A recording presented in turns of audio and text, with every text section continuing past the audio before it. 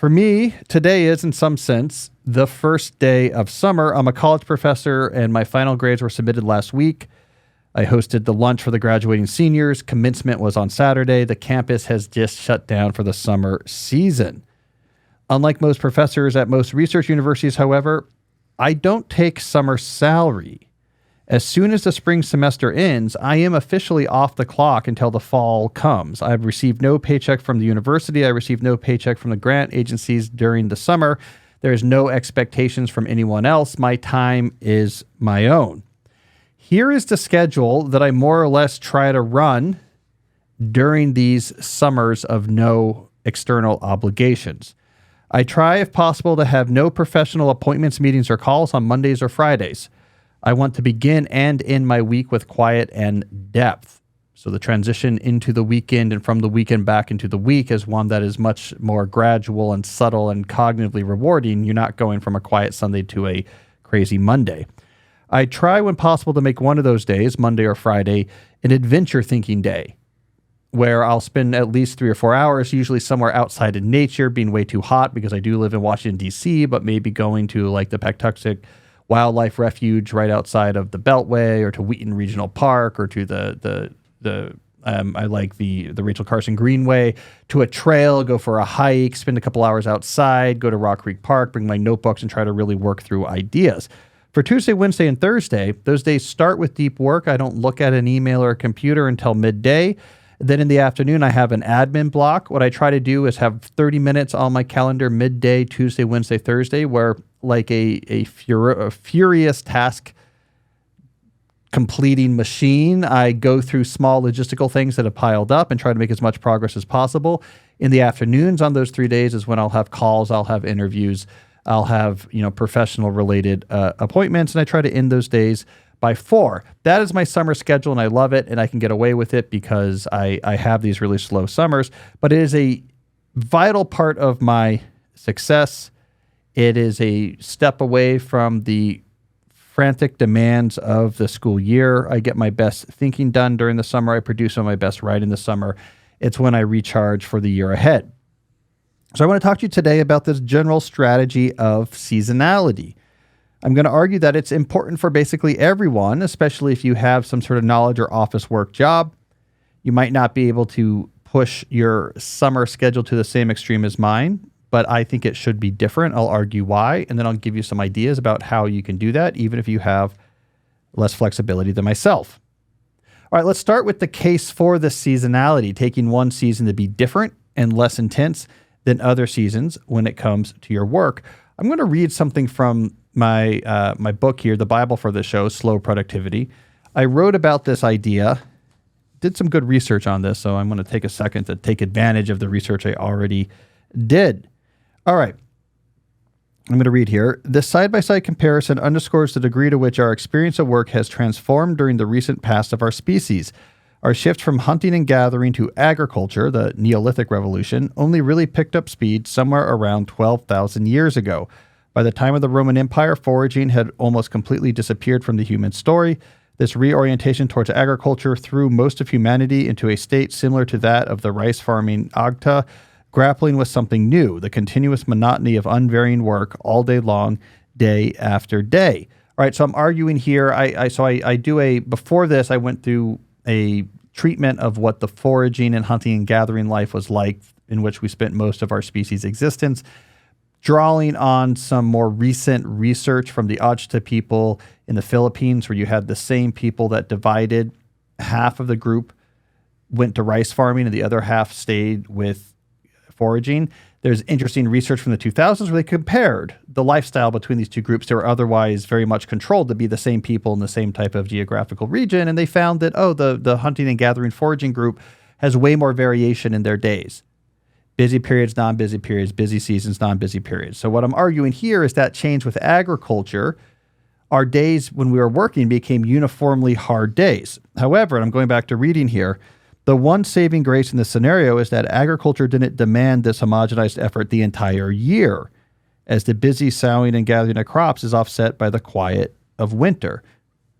So we went from hunting and gathering and foraging, where even within a given day, there's huge variation in intensity. this hour is really locked in because we're in the middle of a hunt, but the next 2 hours we're taking a nap during the midday sun. Then we get agriculture. It said, no, when you work, we have this new idea of like working sunrise to sunset of equal intensity. Our Paleolithic forebearers did not have such uniform intensity, but at a bigger scale, you had busy seasons and less busy seasons. The fall was very busy. The winter was not. Moving forward in the human story, and I'm reading again here, the Industrial Revolution stripped away those last vestiges of variation in our work efforts. The powered mill, followed by the factory, made every day a harvest day. Continuous, monotonous labor that never alters. Gone were the seasonal changes and sense-making rituals. Marx, for all his flaws and overreach, hit on something deep with his theory of Entrefundung. I said that perfectly, Jesse, by the way.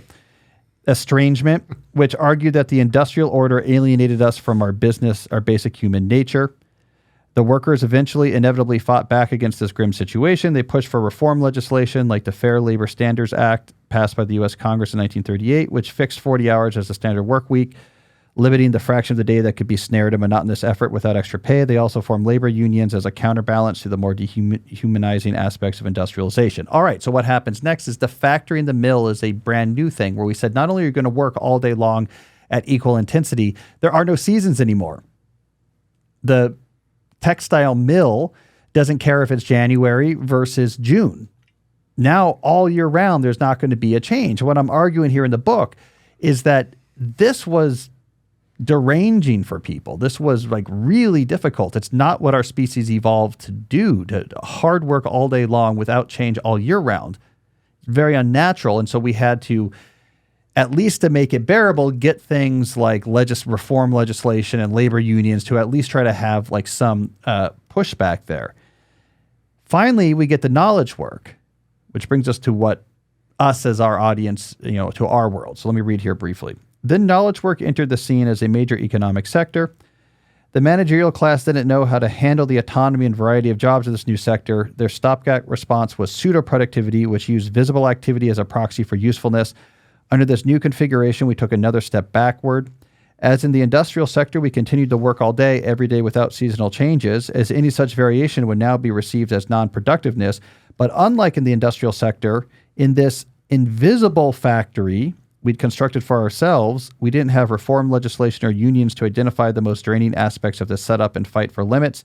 Knowledge work was free to totalize our existence, colonizing as much of our time from evenings to weekends to vacations as we could bear, and leaving little recourse beyond burnout or demotion or quitting when it became too much. Our estrangement from the rhythms of work that dominated the first 280,000 years of our species' existence was now complete. So the argument I'm making there is that we've sort of invented, when it comes to knowledge work, the most unnatural possible way of approaching work. It is as far as we have ever been as a species away from how we spent most of our time as a species. Kind of had this steady march away from the way we were wired to exist for the Paleolithic. Agriculture made it a little farther from that. The Industrial Revolution was even farther from that, and we had to bring in protection so that at least it didn't overwhelm us, and at least we recognize, hey, this is really unnatural, so you better pay us well and extra pay, and we're going to push back. And then knowledge work got rid of all of that and just left with the really unnatural pace, and everyone now pretended like this was good, though, and this was somehow like what it meant to be productive. So seasonality pushes back against that.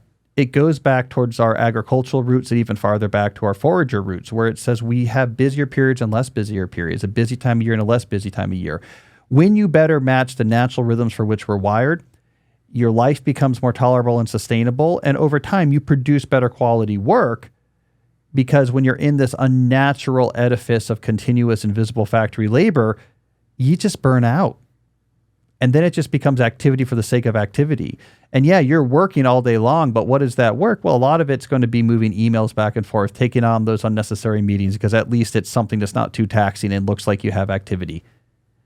It's not a good way of producing results, and it's a great way of burning out the human psyche. So I am a big believer in having variation. I will say as an aside, by the way, Jesse, that whole, I won't name names, but that whole sequence in this book, which came out of a New Yorker piece that came out before the book, starting with the hunting and gatherers, moving through agriculture into the Industrial Revolution, how we got alienated from our rhythms, quoting Marx and Marx's theory of estrangement to talk about like what happened when we finally separated so much from what we were wired for.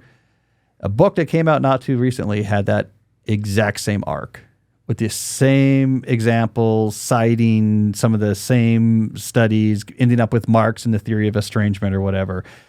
I don't think the author was stealing it. I think his research assistant just came across my New Yorker piece at some point and great, here's some ideas. And it went into their system. And this is kind of the problem of the modern way that a lot of these nonfiction writers write, where they just have a research assistant gather a bunch of stuff on a bunch of topics, and then the writer has a bunch of examples to pull from to make their points.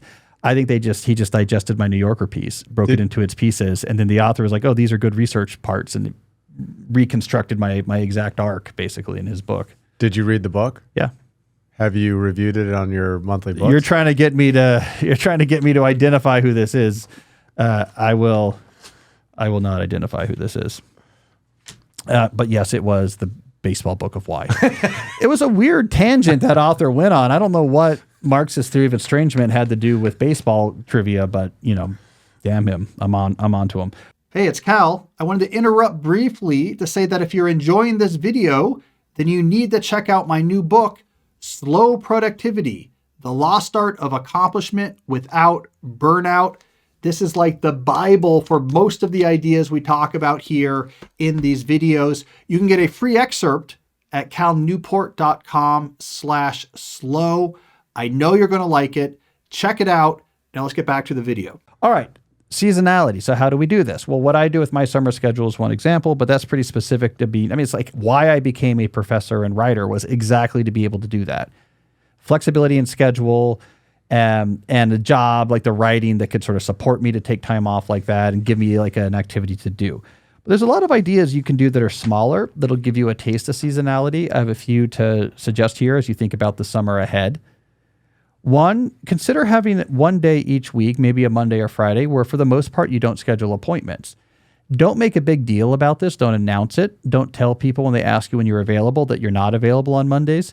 Have plenty of options to suggest, I have this day, how about here. Just don't happen to suggest days on this day that you have secretly marked for yourself as a no meeting day each week. It won't always work, but many weeks it will. And to have 1 day a week or 2 days a week, where especially connected to a weekend, where you can get into your work and get caught up and see what's going on at a more of a leisurely entry pace and not have to jump into 1,000 meetings, really makes a big difference, makes the season seem slower.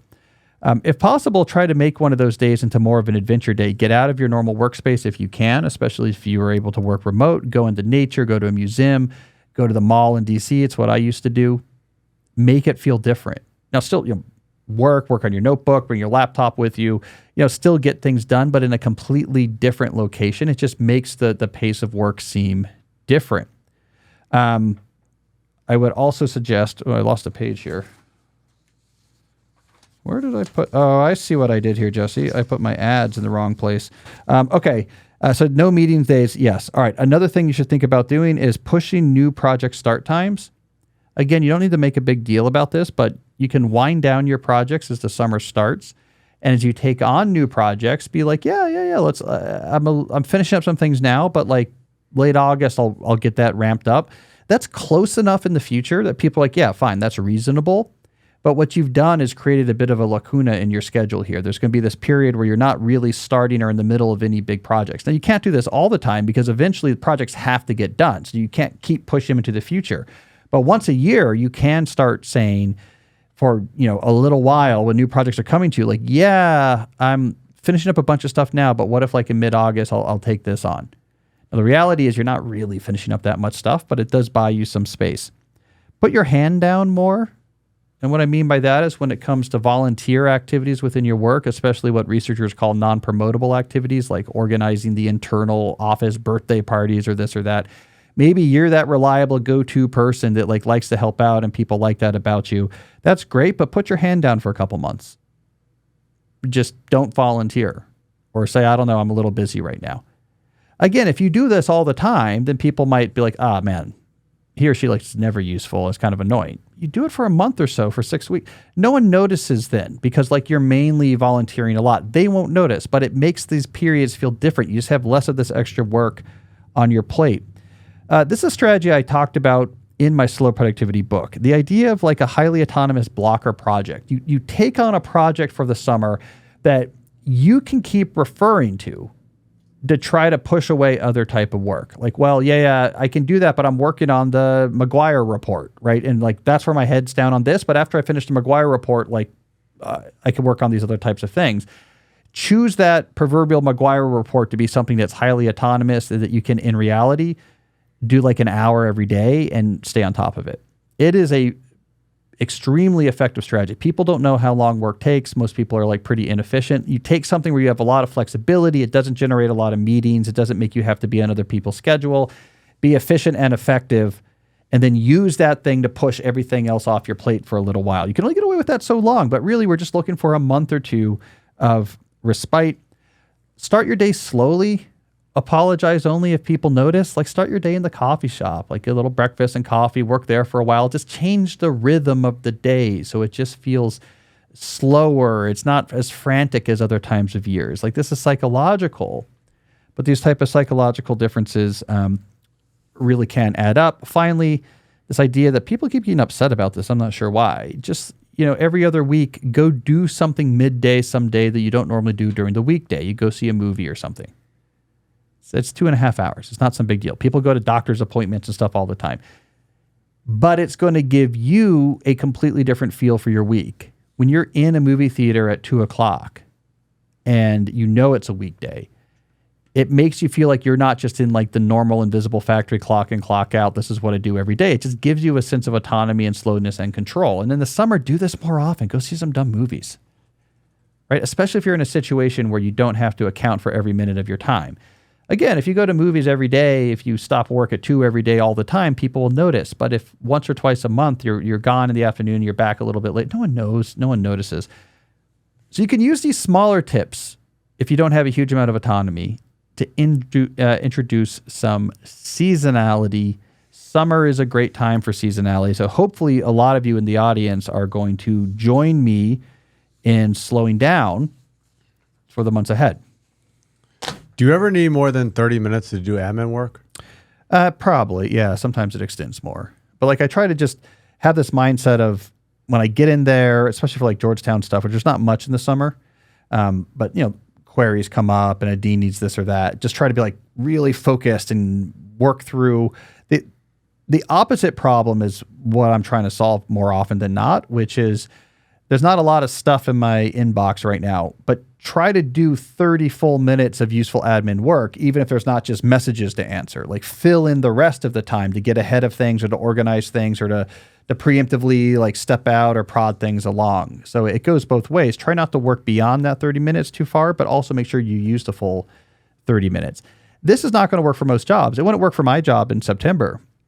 But in July, because it's an academic institution that's technically shut down and I'm not on salary, it's much more plausible. I also have to deal with writer admin as well. But there, I'm just really good at all the various teams in my life sort of know. In the summer, like, yeah, Cal's that's not his super accessible time. I guess I thought you were also handling your personal admin, like budgets and stuff like that. That's different. Okay. That's different. Yeah, but that's fine. That's summertime. Yeah, you have to like mow your yard and work on your budgets. I got to do my taxes next week. I'm doing my budget today. Yeah, but that stuff's fine. That's like you're at home, and I don't mind that as much. And that does take a while. Mm-hmm.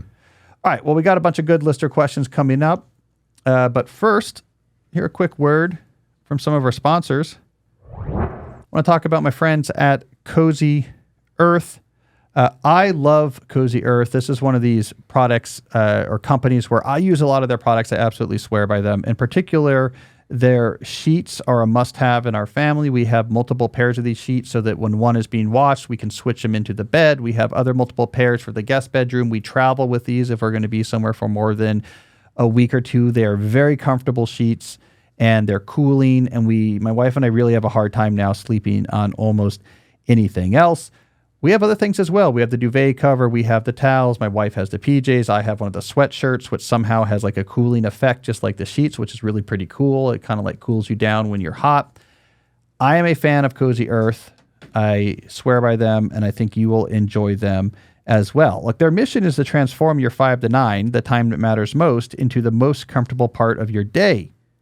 All right. And you're going to get that with Cozy Earth. Start with the sheets, but check out the other products as well. We gave these away at least twice. We've given these away as gifts. I think I gave some to my mom, and then Julie gave some. We like these things. We like Cozy Earth. All right, they have a 100-night sleep trial rather. Enjoy over 3 months to experience the unmatched comfort of Cozy Earth. If you're not completely in love with your bedding, you can return it hassle-free, but guess what? You're not going to do that. They also have a decade-long warranty on their bedding products. This means years of luxurious, worry-free sleep, knowing that your investment is protected.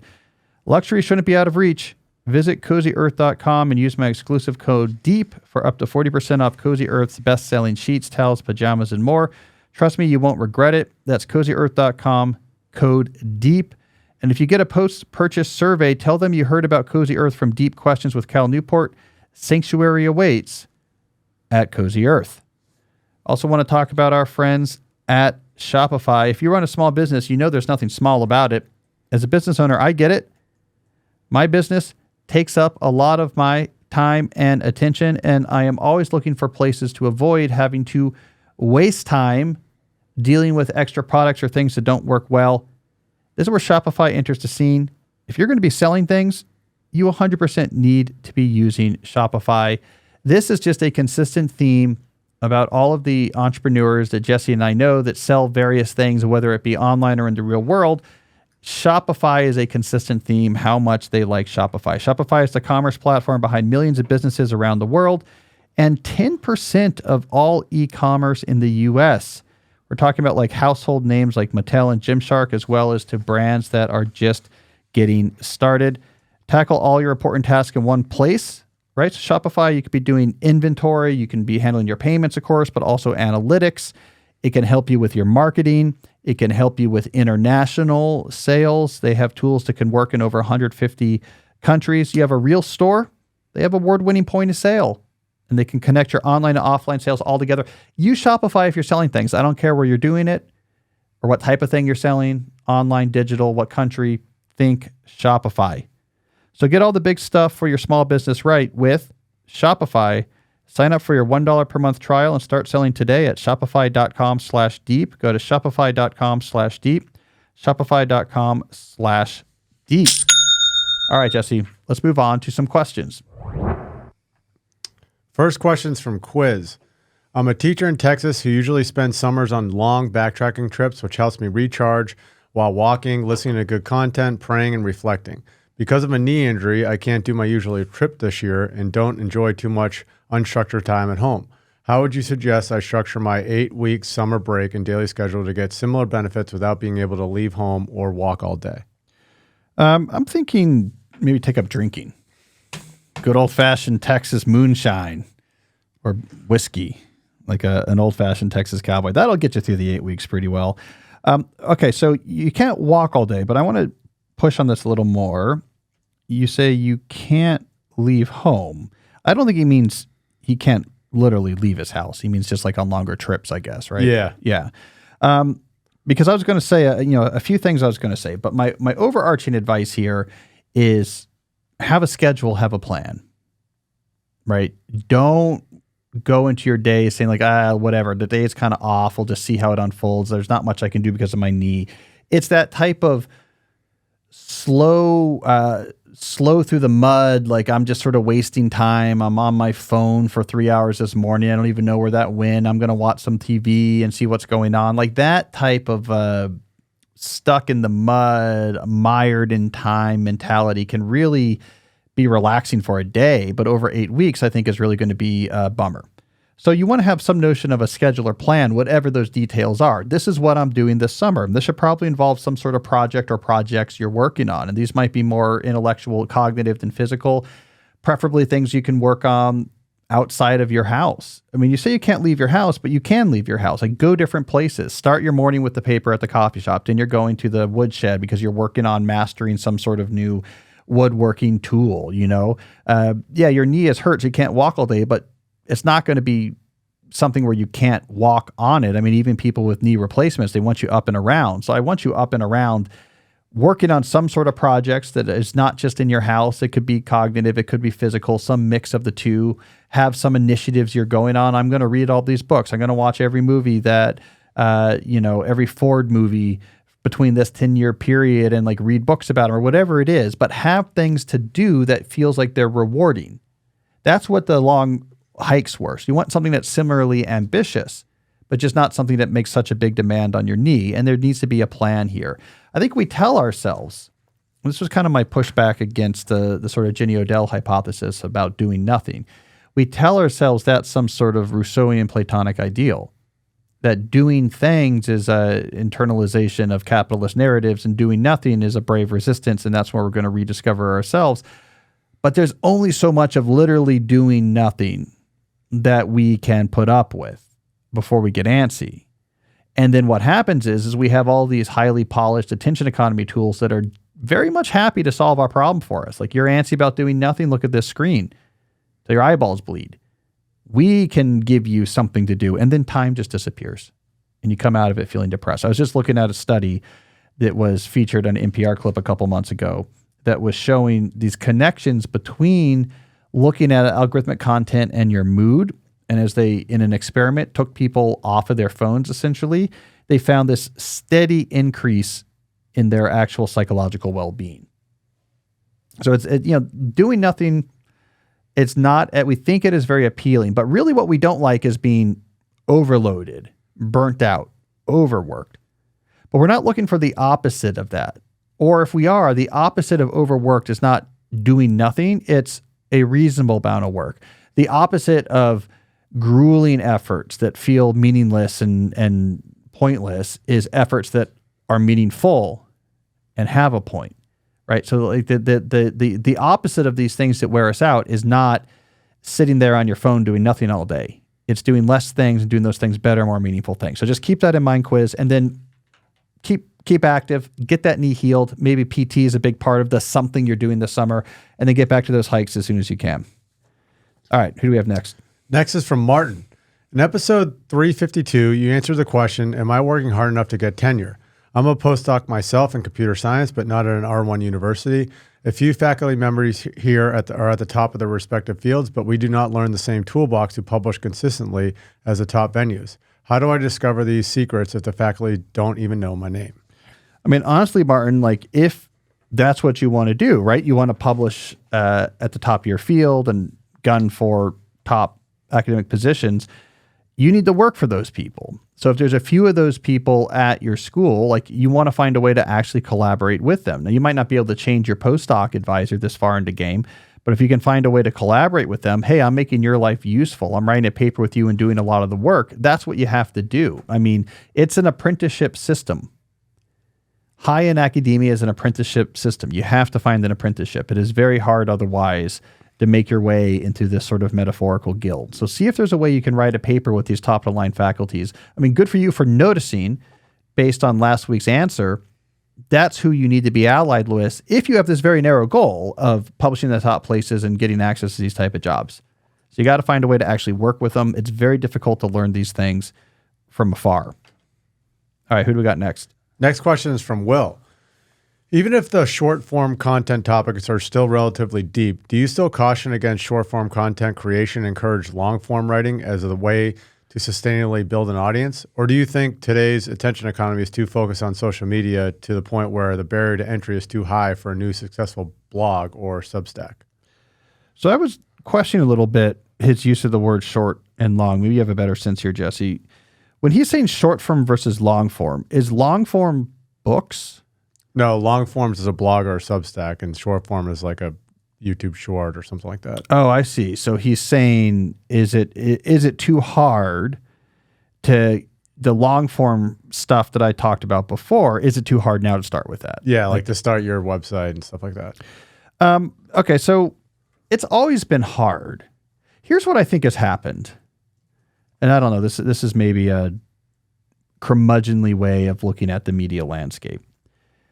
But if you look back 30 years ago, where what's dominating in the printed word media landscape is going to be, books and the big glossy Condé Nast magazines that you find on the newsstand.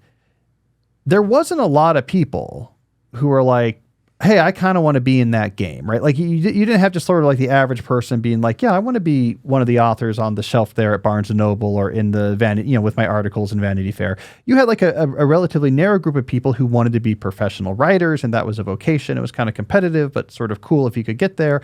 But the average person was content to be like, yeah, I read that stuff. I think a lot of this changed with Web 2, and then particularly after Web 2 gave way to social media, where a big part of the pitch of phase 1 social media, and I'll tell you what phase 1 means in a second, was you can cosplay producing content for an audience. Like I'm convinced that this was the original sales pitch of phase 1 social media, was that Facebook, which was the first big player, they emerged in 2004, and they're generally public in 2006. You have to remember, at this point, Web 2, which had been around since like the early 2000s, which was blogs basically, was pretty brutal. This technology came along and said, hey, anyone now can publish something. You don't have to, there's not a gatekeeper at a magazine or a newspaper or like a web developer you need to sort of put content. You can set up an account and publish something, and it's on the web and anyone can read it. And what happened is a lot of people tried it and no one cared. Because it's really hard to write things, as it always has been, that people care about. And so a lot of people were disillusioned by blogs. It was embarrassing. It was whatever it was, demotivating. I wrote and no one came. Then Facebook came along and said, okay, here's our deal. You write on here, people will come. Here's the social contact. You're going to go through the contract. You're going to go through and you're going to indicate all these other Facebook users who know you, and we're going to tell them about stuff when you publish it. And yeah, the stuff doesn't matter, but there's going to be a social contract that they'll come over and they'll click like and poke and write comments, and you'll do the same for them. And we can all sort of feel what it's like to be producing, ideas and commentary and have an audience that cares about it. So we all can kind of cosplay in a lightweight way what it would feel like to actually be Michael Lewis writing these pieces for Vanity Fair, right? Or Malcolm Gladwell producing these books that are getting all, these readers. And that was a big appeal of phase 1 social media.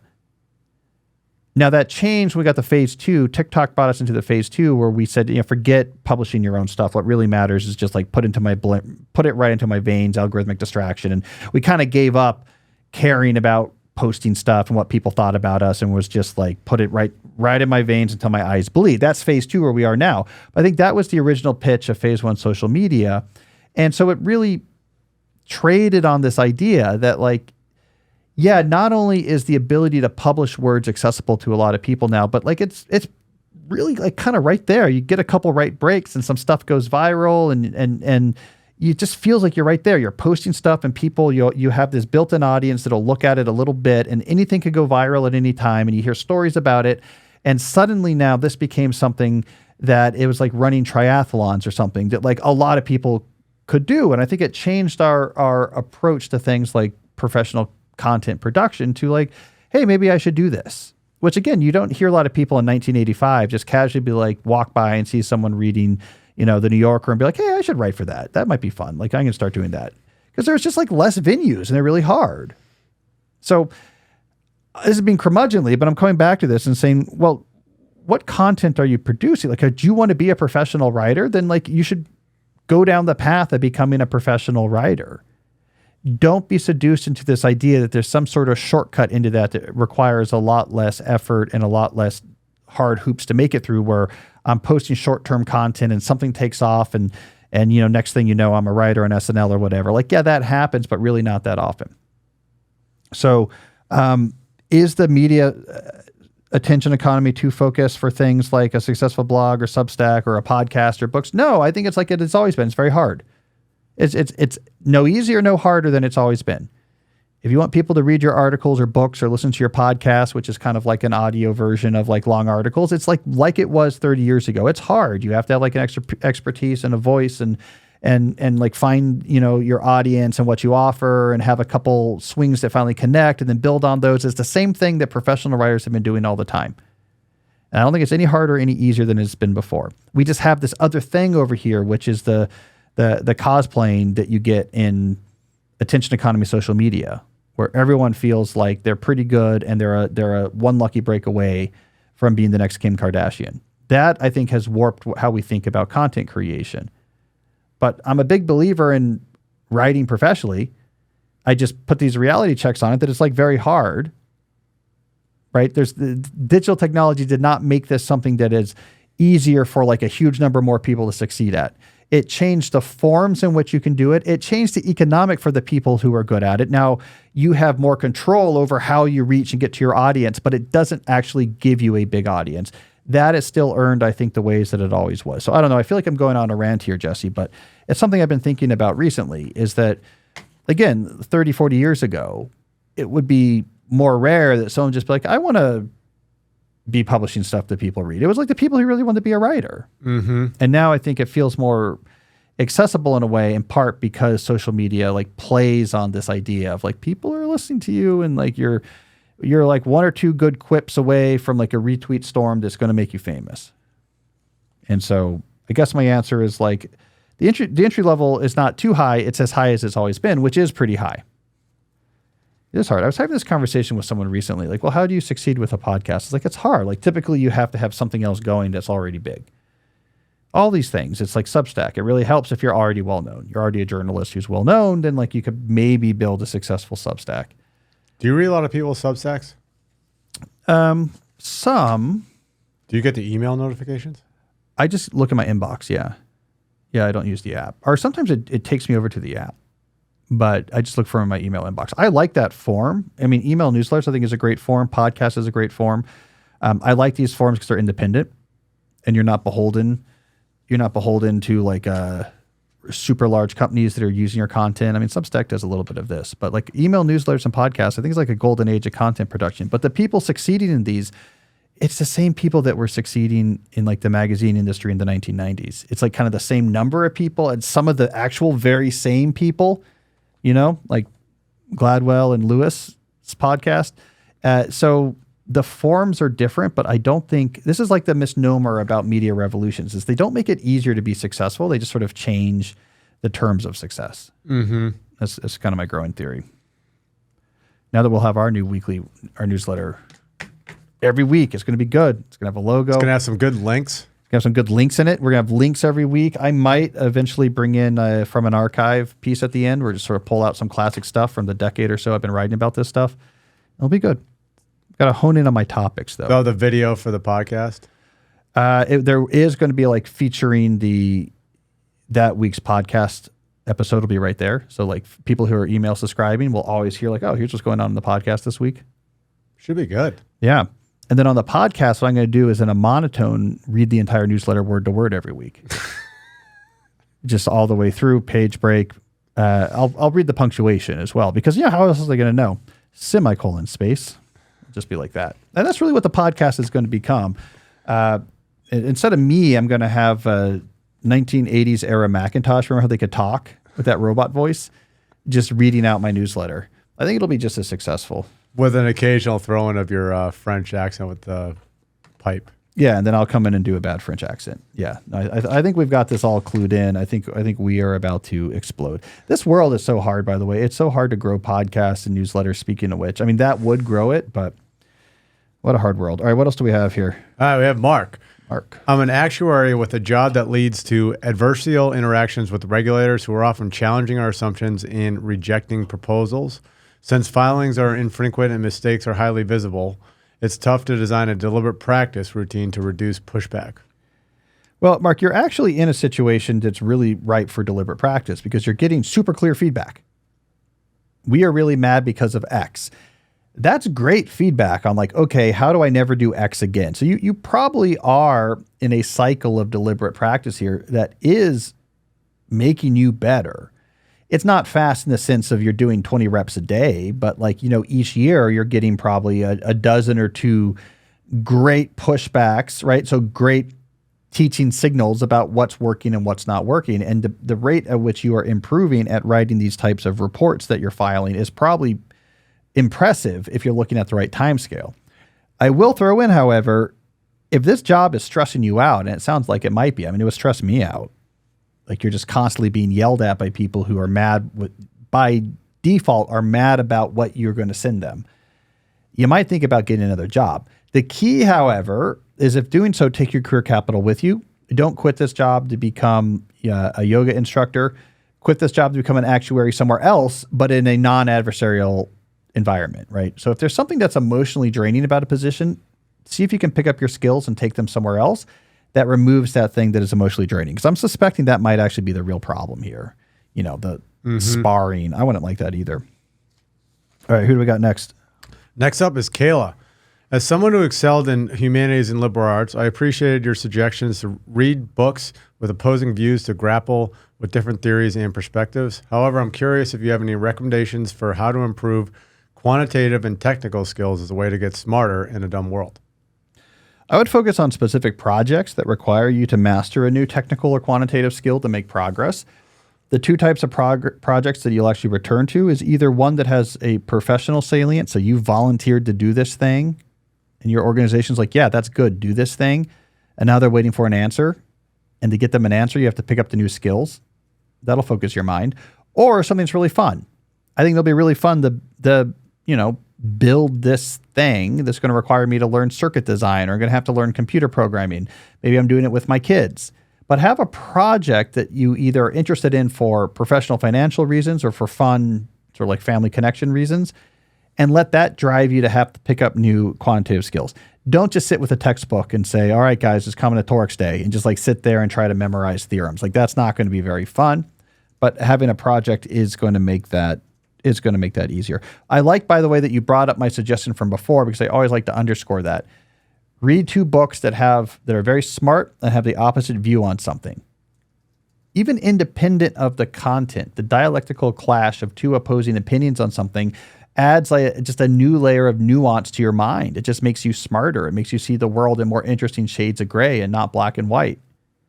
It's a really interesting experience. Even if you don't care about the topic, seeing that clash just adds like a more sophisticated layer to your brain. And if it's a topic you really care about, then you extra sure want to read the opposing view as well, because that's where you're really going to figure out why you care about it. It's going to strengthen your conviction. It's going to make you a better advocate for that. Do not try to avoid stuff that you think is going to be contradicting stuff that you care about, because that's not a belief, right? If it's, I'm avoiding contradictory information, that's not a belief acquired in good faith. It's an idol that you're worshiping. It's you like the idea of being a part of that cult. So it's great to challenge ideas. It's going to make them stronger. It's also great just to make you a smarter thinker, to see what it looks like when you read two very opposing views. All right. Ooh, we got a case study this week. It's where people send in their accounts of applying the type of things we talk about on this show in their own life. If you have a case study, you can send it to jesse@calnewport.com. Do we have a name for this week? I guess not. We'll just call this Peter. All right. Peter said, at the end of 2022, my life reached a turning point. I had just become a father for the first time, released my own music after years of supporting other artists, and was deeply involved in serving my local Baha'i community. On paper, I had achieved, his name's probably not Peter. On paper, I had achieved many of my life goals, but something still felt off. I realized after talking with my wife that I was constantly distracted thinking about music and work while at home, and feeling guilty for not being fully present with my family or in my community service. Social media, I suspected, was a big part of the problem. It'd be funny here if the case study said, so I got rid of my family and now have much more time for my social media, and I've never looked back. His name is Cyril. Cyril, okay. Social media, I suspected, was a big part of the problem. Discovering your TED Talk and then diving into your books, especially deep work, was a revelation. It helped me see that my habits needed to change if I wanted to be truly present and effective in all areas of my life. Over the past 2 years, I've worked hard to put your ideas into practice. I've become much more intentional about how I organize my days, treating my music career like a knowledge work job with clear boundaries. Deep work sessions are now a priority, allowing me to focus on improving my core musical skills, which are composing, producing, singing, and playing instruments. I'm also more disciplined with my time. I keep social media off my phone, stick to fixed work hours, and reserve evenings and weekends for my family.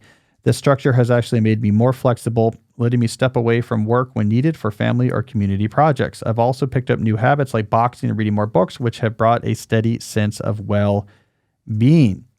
All right, what I really like about this case study is this sometimes paradoxical sounding idea that having some more structure and intentionality and control of your time makes your life slower and more full and more meaningful. There is sometimes this idea that's out there that once you begin to think more intentionally about your time, that necessarily means what you're doing is internalizing capitalist narratives and you're building your life into like a stressful scramble of trying to produce. But that's not always what's going on. An unstructured life can be busy and exhausting. A structured life can be intentional and more relaxed. And I think that's what we see in Cyril's story here. I'm going to go back and show you a couple things that I think are important here. His job was flexible, right? As in music production, he's not at an office working for a boss. Adding clear boundaries made it much better. Here's when I work and here's when I'm done. Without that, it just bled over into the rest of his life and it was causing real distress and problems. He makes deep work a priority. There's lots of stuff he could be doing that's probably more fun, and maybe I should be working on the social media pages of the bands that I'm repping and try to make sure that they're getting attention. But he says, no, on a regular basis, I want to deep work on getting better at music. Long term is probably making him much more successful. Short term is giving him a lot more psychological satisfaction out of his job because it continually connects him back to the core artistic element of what he's doing and why he values it. He keeps social media off his phone, and weekends and evenings are just for family. That really helps. I'm not working. I'm not on my phone. You're going to connect to your family much more. So these seem like simple ideas, but these little rules and structures made a really big difference in Cyril's life. And so I think it is a fantastic case study. All right, let's do a call. Yep. Hey, Al. Alex Sorto here. I'm a commercial real estate appraiser, and my question has to do with the topic of side hustles. So, there's a lot of random and conflicting advice on the internet about side hustles, and maybe some of it is unrealistic and some of it is not. But I would love it if I could create and develop a side hustle this year to keep me afloat during downtimes. And it could be something that I actually particularly enjoy, like fashion or something along that line where it could be a passion as well. So just wanted to see what were some of your ideas or best practices for creating a side hustle and implementing it into your regular schedule. Seemed to me like Alex referred to me as Al. Yeah, but I think he knows your name's Cal. You think it's because his name, he was queued up to say Alex. Yeah. And then, yeah. He definitely knows your name is Cal. Yeah. All right. I was going to say, Alex, I'll see you in hell, buddy. But I'm going to assume that was a runtime error. I was somewhere where I was recently where I was continually introduced as Kyle. So would you rather be introduced by Al as Al? The weird thing is my wife who was misintroducing me. I think she just forgot. No, I made that up. Side hustles. All right. 3 things to keep in mind. One, I typically would say be wary of a side hustle where ultimately what you'll be doing is trading your hours for time. So basically wage labor side hustles. They don't scale well. You're typically getting less money for your time than you could get just putting those hours into your primary job. And it's not what you're really looking for with a side hustle, which is like a flexible and stable and potentially scalable source of side income. So it's tempting because they're easier to get into. It's easier to get people right off the bat to pay you for your time. But if you're effectively just, if I spend 5 hours versus 10, I'm going to get half as much money, is not where you want to be in a side hustle. That's not a good side hustle.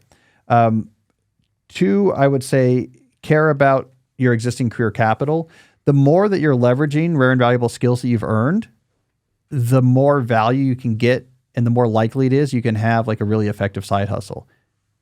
So if you like something, but you don't have demonstrably rare and valuable skills in that area, the possibility that you are going to get sort of scalable, time-independent income from that direction is very low. That type of low-hanging fruit just gets washed out in efficient markets. Right? If there's some like relatively easy way that you can make like a lot of money on some topic you're interested in and don't know much about, anyone who doesn't know much about it could make money on that topic and they would start trying it and then that would drive down the price and that market would go away. So the inefficiencies that produce good side hustles usually take advantage of skill. The more rare and valuable skill that you're deploying, the better chance you have of finding a real inefficiency and getting a really actually attractive side hustle. So don't ignore your career capital. You mentioned fashion. Like you would really need some sort of career capital in fashion before you think that's going to necessarily be a good side hustle. Finally, it's an idea from Derek Sivers that I featured in my book, So Good They Can't Ignore You. When evaluating your current side hustle and whether you want, if it's successful or not successful, or whether you want it to become more of a full-time thing. I'm quoting him here. Use money as a neutral indicator of value. All right. Are people paying me for this? People will tell you your idea is good. People will tell you your idea is interesting. People will, for free, like, yeah, I would love for you to give me a tarot card reading or whatever, but they don't like to give away their money. And people only give away their money if they feel like they're actually getting a proportional amount of value for that money. So Derek Sivers had this idea with the side hustles that he transformed into full-time roles on multiple occasions throughout his interesting career, is that he would use money as a neutral indicator of value. If this is generating money, it's valuable. If it's not, it's not. Should I make this my full-time job? Well, here's the question. Is it generating enough money to be my full-time job? That seems like it's really simple, but people often ignore that. They want to sort of assign other sources of value to their idea. Like, well, it's really cool. I know someone else who did really well with this. My friends tell me it's awesome. That's not really a reliable indicator of value. Get people to give you money, and if they're not, the idea is not that successful. The hustle's not going to be that successful. All right, Calix. I hope you enjoyed that advice. See what I did there, Jesse? I sort of reversed it back on him there. Added a C to his name. All right, do we have another call? Yeah, we do. All right. Hi, Cal. I enjoyed your recent podcast looking at how to become a straight A student, as I am a college student, and that was my initial introduction to you. My question is, you talked for a second that if you were going to rewrite that you would have a section on focus. And I know that you said that you'd probably never rewrite it, but I was curious what principles you would go over in a section like that. That's something that I really struggle with, and I'm trying to figure out how to implement that as a college student. Thank you. So my basic framework about focus is in the book and won't it change. So there's a core idea in that book, How to Become a Straight A Student, from 2006. It's an equation that says work accomplished equals total hours spent times intensity of focus. And my point there, like why I made that argument, was one of the easiest ways or most effective ways to get more work done is to not just increase the hours piece of that equation, but to increase the focus piece of that equation. They're multiplied by each other. Double your focus, you can double your output in the same number of hours. And back then I was saying what I saw is too many people would study in a low intensity of focus. So sort of at the library with their friends and reading instead of doing more difficult, like passive consumption instead of active recall. And they would just try to increase the hours component to get the amount of work that needed to be accomplished done. But that's a hard game. Like you got to spend long amounts of time doing that work. And I would say, no, increase that intensity of focus, come at this thing with laser-like focus, and you can drastically reduce the hours needed to get the work done. And that's actually more sustainable in the long run because you're not spending all your time studying. That central equation still stands. What's different is the obstacles to intensity of focus today versus 20 years ago. You have way worse obstacles, in particular in your hand, in that phone that's next to you while you study. That is a much bigger obstacle than we had to deal with. In 2006, I was worried about conversations with people at the same table. I was worried about you just using low intensity techniques. So using study techniques that weren't very mentally taxing. Therefore, they didn't require much focus, but required a lot more time. And like walking over to public email terminals to like check your messages. Like that's the type of stuff I worried about. So you have obstacles to boosting that intensity of focus now that are way more accessible and appealing and disastrous than what we were facing back in 2026. But I would have one extra rule that I think translates most of the value of that equation to today. Never have your phone with you when you study. That would be the rule I would add. And don't look at this like this is crazy. You're not an ER surgical attending. You're not the Pope. People will be okay if they can't get in touch with you for 90 minutes. It's okay. You're not that important. Don't bring your phone with when you study. Go to a library to study. Go to a non-popular library to study. Don't have your phone with you. Now you just don't have access to those distractions, right? That's going to make it, now you can just apply the advice as written in my 2006 book. Now still you have to use high intensity study tactics. They're going to get you to focus more, use active recall instead of passive recall, go to places where you don't have a lot of distractions. There's like all the stuff I talk about now applies equally as well in 2026 as it was in 2006, as long as you don't have that phone with you. So it would be like my number one advice. You would want to put a giant sign over every library or public study space that, says, abandon all ye phones, ye who enter here.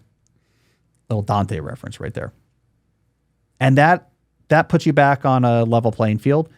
And then you actually have a chance of succeeding with focused, high-intensity studying. Let me tell you the effect of this. It will feel like a superpower. You will, and I'm not exaggerating, study a third of the time of the other people in your class, and you'll get good grades.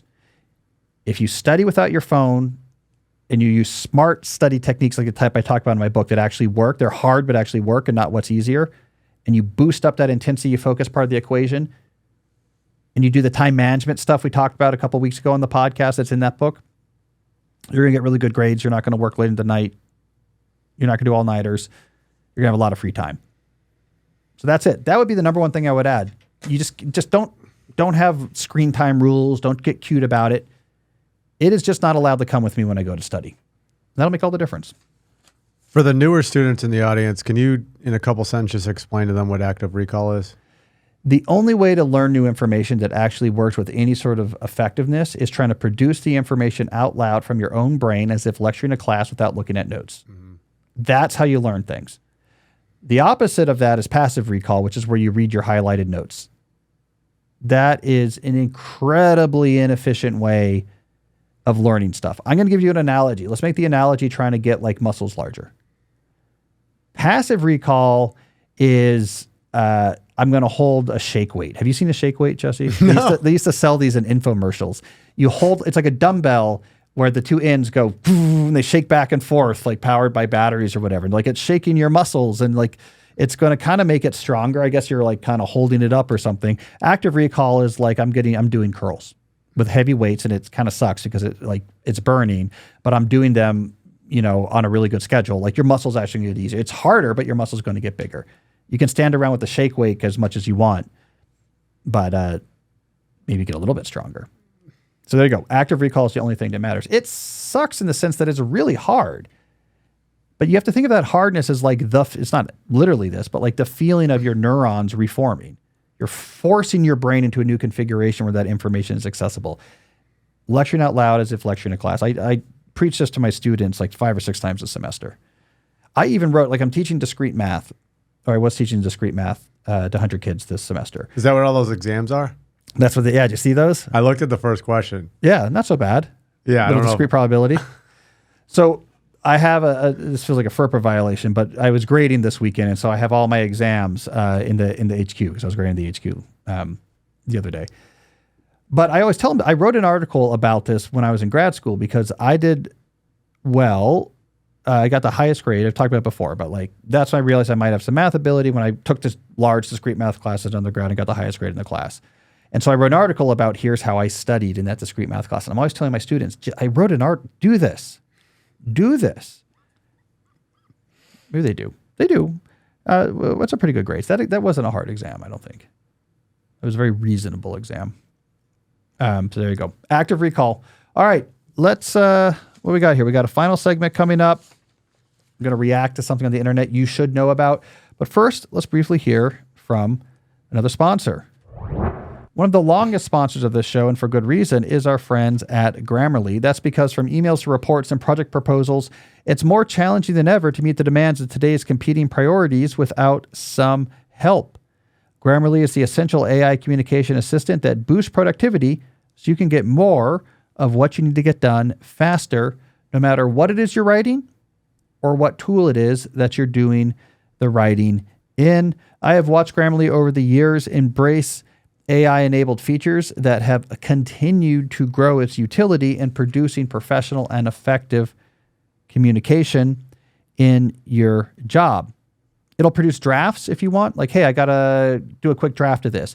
It can take a bunch of notes you paste in there and it can put them into a better summary. It can look at your tone. Hey, what is the tone of this email I sent? Why don't you double check that for me? And maybe I want to change it to like a more friendly tone or a more professional tone. Maybe this is, you worry about how you're coming across. It's there. It can help you with that. Maybe you're trying to come up with some ideas. Or, of course, the stuff that Grammarly has always done really well. Just check to make sure that like your grammar is good and this is coming across as professional. I think of having Grammarly like having a editor who looks over your shoulder with a bunch of ideas and to help you make your writing even better. Like you could hire someone to be like, let me help you with this email before you send it. Just think about how those advantages aggregate when you have like help with clarity and effectiveness in your communication and all the communication you're doing in your job. That's going to add up to you just being seen as like a much more capable and effective employee. So it's a fantastic, I think, focused deployment of AI, not some grandiose, this is going to take over the world. Like this is a specific thing that people need to do better in their jobs, and we're going to help you do it. You can write and edit quickly. 93% of professionals report that Grammarly helps them get more work done. You deserve to be equipped with the best tools to do your job with the right AI support, and that is Grammarly. So let Grammarly take the busy work off your plate so you can focus on high impact work. Download Grammarly for free at grammarly.com/podcast. That's grammarly.com/podcast. You think I would know that word by now? Podcast. I also want to talk about, speaking of technology, our friends at Vanta. Trust isn't just earned, it's demanded. Whether you're a startup founder navigating your first audit or a seasoned security professional scaling your GRC program, proving your commitment to security has never been more critical or more complex. That's where Vanta comes in. Businesses use Vanta to establish trust by automating compliance needs over 35 frameworks like SOC 2 and ISO 27001. Centralize security workflows, complete questionnaires up to 5 times faster, and proactively manage vendor risk. Vanta can help you start or scale your security program by connecting you with auditors and experts to conduct your audit and set up your security program quickly. Plus, with automation and AI throughout the platform, Vanta gives you time back so you can focus on building your company. Join over 9,000 global companies like Atlassian, Quora, and Factory who use Vanta to manage risk, improve security in real time. Here's the good news. My listeners can get $1,000 off Vanta at vanta.com/deep questions. That's VANTA.com/deep questions for $1,000 off. All right, Jesse, let's do our final segment. I want to talk briefly about an article that's important, and you might not realize how important it is. I'll bring this on the screen here for people who are watching instead of just listening. It's from the Wall Street Journal. It came out on May 15th. Here's the title. Meta is delaying the rollout of its flagship AI model. The company's struggle to improve the capabilities of latest AI model mirrors issues at some top AI companies. So what's going on here is that Llama 4, which they're nicknaming Behemoth, had been the long-awaited next big large language model from Meta. They were greatly increasing the amount of compute and data, but when they finished, they realized this thing wasn't that much better. It wasn't better enough versus their last model to justify yet releasing it. Now, there's an important quote in here. I'm looking through the article now where other companies have been having similar problems. All right, let me read from the article. Meta's recent challenges mirror stumbles or delays at other top AI companies that are trying to release their next big state-of-the-art models. Some researchers see the pattern as evidence that future advances in AI models could come at a far slower pace than in the past and at tremendous cost. Right now, the progress is quite small across all labs, all the models, said Ravid Schwartz-Ziv, an assistant professor and faculty fellow at New York University's Center for Data Science. GPT-5, one of OpenAI's next big technological leaps forwards, was initially expected around mid-2024, the Wall Street Journal previously reported. In December, the journal reported that development of the model was running behind schedule. All right, and they give some more examples. All right, we can take this off the screen now, Jesse. This is pointing towards a very, very important trend in AI. But the details are a little murky, and I think most people don't know it, and I want to make it as clear as possible. Here's the best way I can explain this. There was, in the aftermath of OpenAI starting to make their moves with their GPT family of models, so in particular GPT-2 and 3, there was this idea, they're called the scaling laws. There is this idea that as you continue to increase the amount of computation and the amount of data that you use to train these language models, their skills would keep massively jumping forward. And in fact, the chart that showed this relationship between resources and ability was exponential. And for a while, it was fitting that. GPT-3 was like this huge improvement over GPT-2. GPT-4 was a huge improvement over GPT-3. It was better at like everything. It was doing it better. The visions you heard about a year or more ago about like artificial general intelligence, for example, about all work being essentially automated, was people looking forward on this curve and saying, this was so much better than that model, and this model is so much better than this model. As we continue to build out the compute and get more and more data, eventually these models will just become so capable that we can just build software agents around them to actually execute the stuff they say. We can just say like, hey, here's a job. Tell me how you're going to do it, and have a software agent actually execute it. And basically we can automate everything. It will just be able to understand so much about the world that we can just ask it, describe how you do this or that, and it'll be a general intelligence that can basically do anything that a human can do. This is going to completely change the world. This was the scaling vision, was the vision for what was going to happen. The reality, however, is that the benefits of scaling are starting to give massively diminished returns. It turns out that like this exponential doesn't keep going. Hundreds of billions have been invested in building out compute and in building out the biggest possible data sets to train these things. But after roughly that GPT-4 point, the improvements begin to become diminishing. That's why GPT-5 hasn't come out yet. It's not good enough. It's not that much better. It's why Llama 4 Behemoth project, they haven't released it yet. It's not that much better.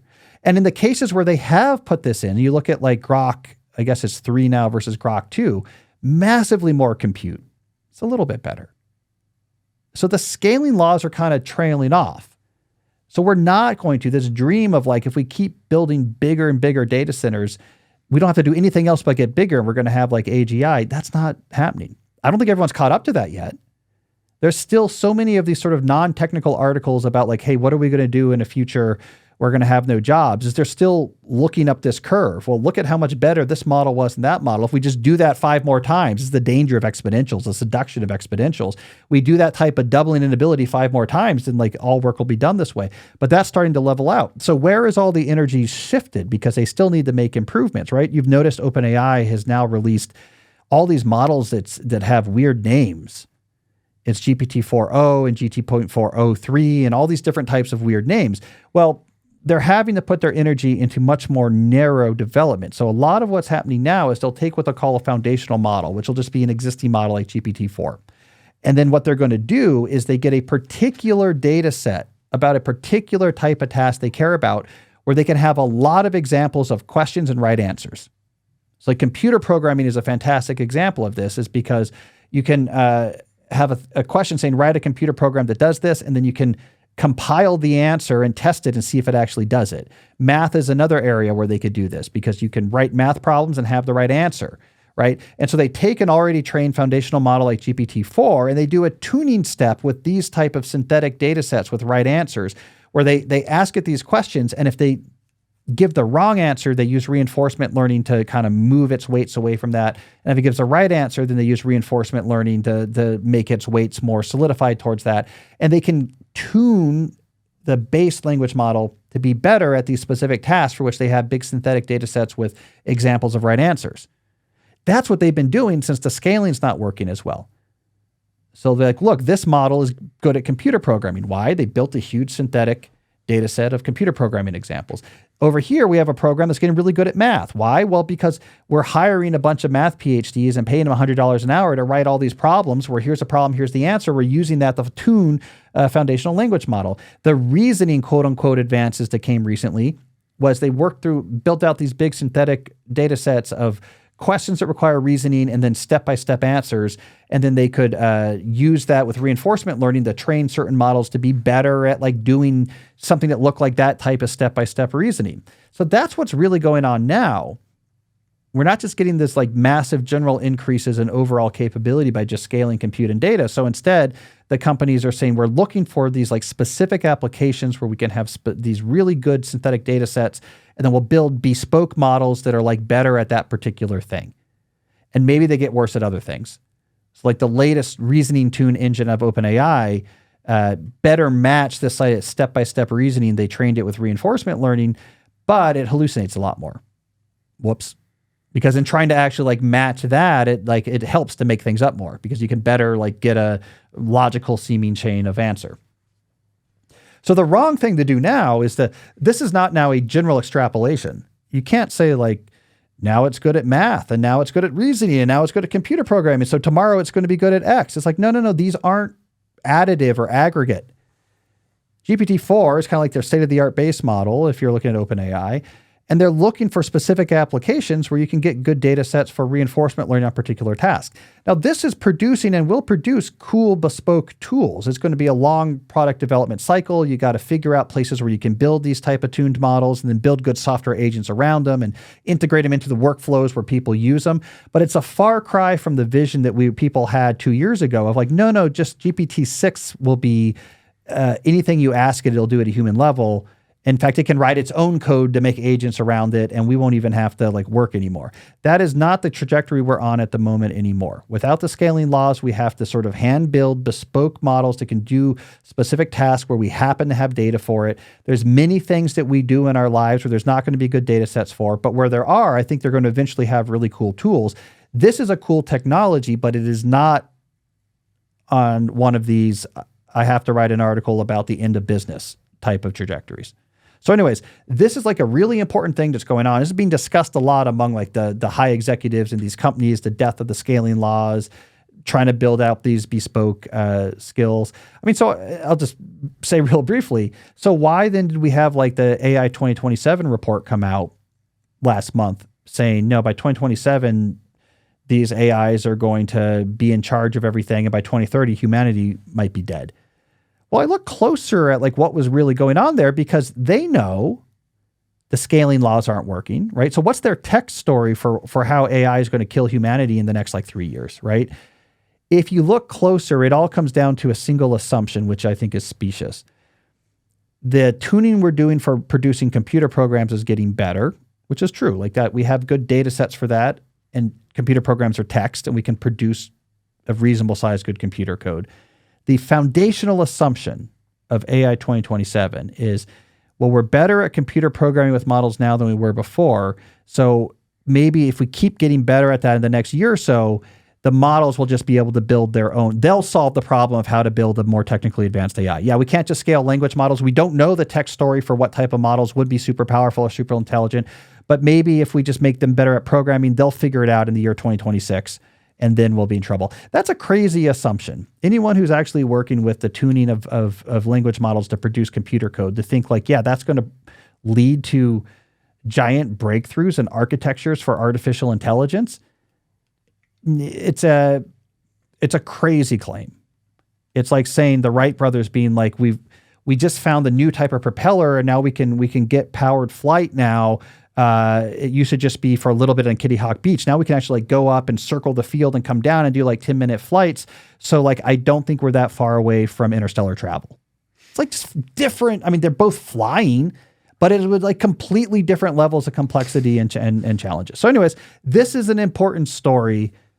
I'm increasingly believing there's this like weird temperature raising on AI that is becoming more disassociated from the tech story.